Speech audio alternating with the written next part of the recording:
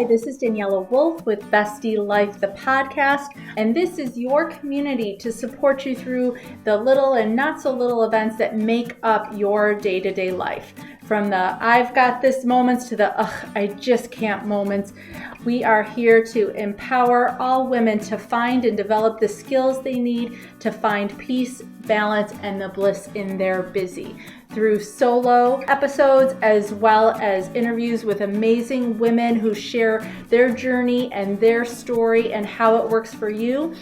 I hope you find the inspirations to make you laugh, think, as well as maybe rethink what you thought you knew, and connect as we realize that we are all living similar ups and downs and don't have to do it alone. So excited for you to hear this episode, and thanks so much for joining me today. Hi, this is Daniela with Bestie Life, the podcast, and today we are going to take a deep dive into the culture of your company, your business, your home, whether it's a company or household of one or of many, and why being aware of that culture that you're creating and how it can contribute to your burnout. So keep in mind some of the things I'm going to say. I'm going to use the word company, but I might mean your job for somebody else or your home because, like I said, whether you're a household or one of more, it's like running a business to keep your house running smoothly and all the things working well. Also, it doesn't matter necessarily what your role is, whether it's in your household or company, whether you're the CEO, the head of HR, an admin. It's everyone's job in general to contribute to that culture as part of those communities because that plays a significant role in not only your well-being, but the well-being of everybody around you. So first things first, what I mean when I say the culture of your company or your household, it's really those shared values, norms, and behavior that define that environment. What makes your workplace yours? What makes your home yours? And kind of examining what those values and norms are and seeing how much of them align with who you want to be, who you state you are, as well as what does it look like? You know, we might have these values and norms and behaviors, but what does it actually look like? How do they play out on a regular basis?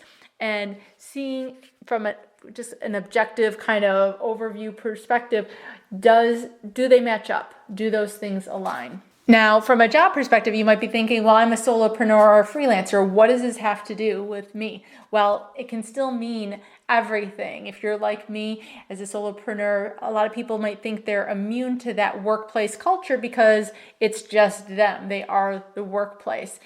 But there's so much more to your home office, even if you're working from home for somebody else, that can really influence your well-being. And so there's still a lot of those cultural norms and values that you need to pay attention to. Now, especially as an entrepreneur, and I've talked about this before, in the age of constant connectivity, it's really easy to fall into that trap of working around the clock. So whether you're working for somebody else and you're checking emails or you're following your passion and it's something you love to do and you're spending all of your time in, or even as a parent or in your household, you can still become overconsumed with the day-to-day activities of raising a family and running a household that can lead to burnout, even if it is just you. The next trip that can come up sometimes is trying to do more with less. And that doesn't always just happen at big businesses and companies, whether you're a parent, whether you're a solopreneur,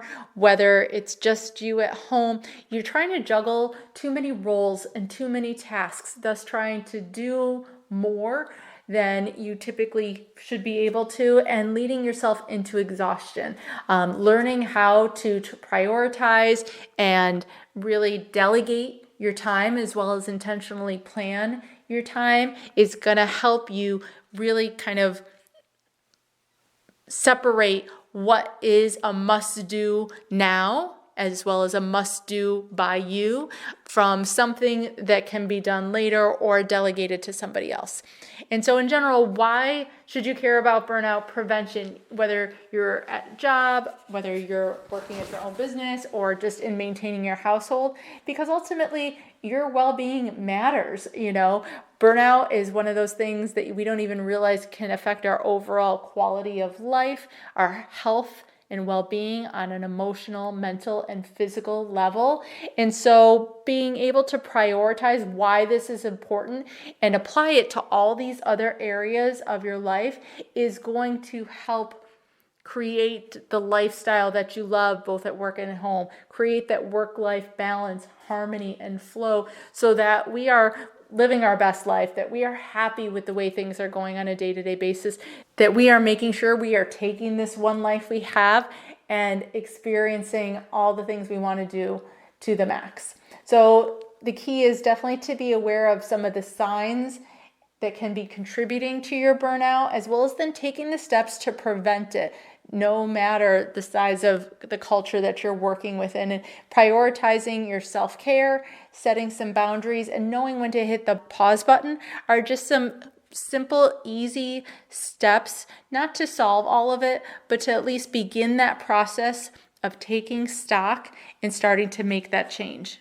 Because you may have heard me say so many times, that self-care especially, it's not a luxury.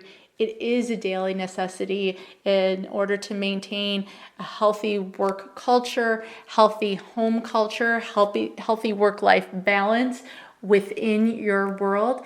It's going to not only help you thrive personally, but also professionally. So in this quick little micro episode, hopefully you got some ideas about how to examine what's happening in your day-to-day life, what's the culture like at home and at work, and how to start taking some simple, actionable steps to change that.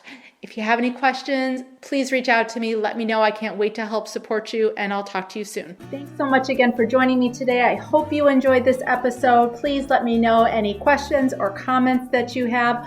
Also, if you can please leave an Apple 5-star review so that this episode can be shared with more women. There's 2 quotes that I love. Alone we may be strong, but together we are stronger, as well as when women support each other, incredible things happen. So let's be stronger and incredible together, as well as maybe just have some fun along the way. Thanks so much and talk to you soon. Bye.